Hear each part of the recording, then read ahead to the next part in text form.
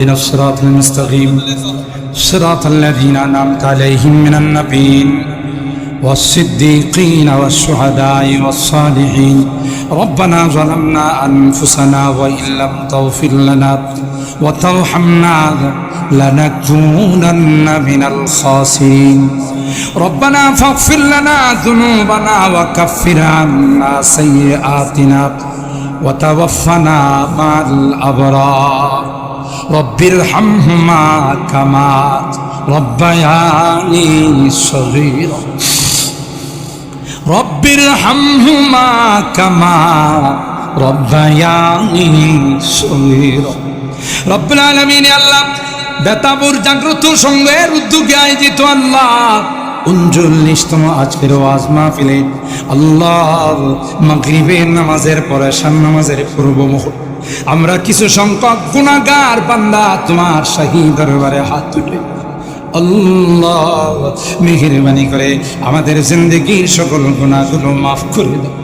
তাওবা করতেছি, আর জীবনে কোনো গুনাহ করব না, আর জীবনে কোনোদিন হারাম খাইব না, আর জীবনে কোনোদিন সুদী কারবার করব। আল্লাহ মেহেরবানি করে আমাদের তাওবাগুলোকে কবুল করে নাও। কিয়ামতের কঠিন ময়দানে আমাদের কি গুনাহগার বলে ডাক দিও না, তোমার হাবিবের সামনে লজ্জা পাবো। তাই তো আল্লাহ কাঙ্গালের মতো ভিক্ষুকের মতো দুইখানা হাত বাড়াই আল্লাহ মেহেরবানি করে আমাদের তাওবাগুলোকে কবুল করে নাও। আমাদের রোগীদেরকে পরিপূর্ণ শিফা নসিব করে দাও, অভাবীদের অভাবকে দূর করে দাও, পেরেশানিওয়ালাদের পেরেশানিকে দূর করে দাও।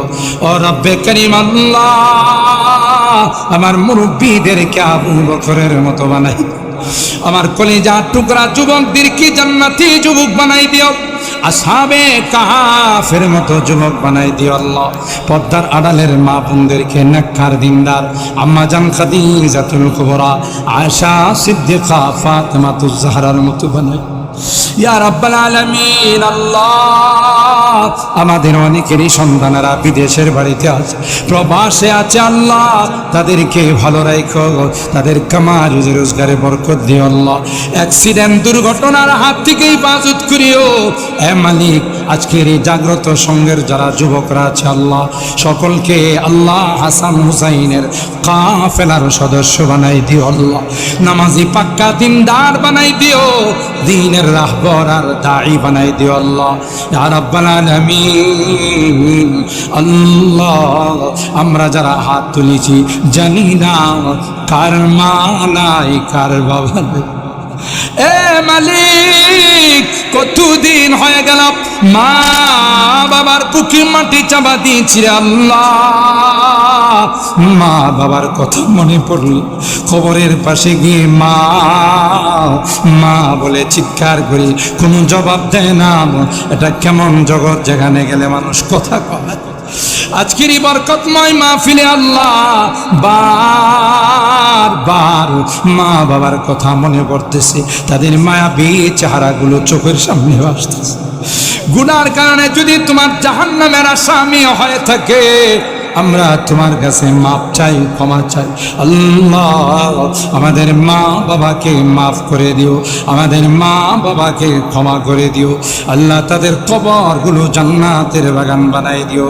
অত্র এলাকার যত মুরব্বীরা কবরে শুয়ে আছে সকলকে তুমি মাফ করে দাও, যারা বেঁচে আছেন আল্লাহ তাদের হায়াতে বরকত নসিব করে দাও ইয়া রাব্বাল আলামিন ইয়া আরহামার রাহিমিন। আল্লাহ আমার প্রবাসীরা মসজিদ মাদ্রাসায় ইসলামী সম্মেলন তাফসীরুল কোরআন মাহফিলে যখন যার জন্য তাদেরকে আহ্বান করা হয় আল্লাহ সব কিছুতে তারা সবার আগে অংশগ্রহণ করেন আল্লাহ।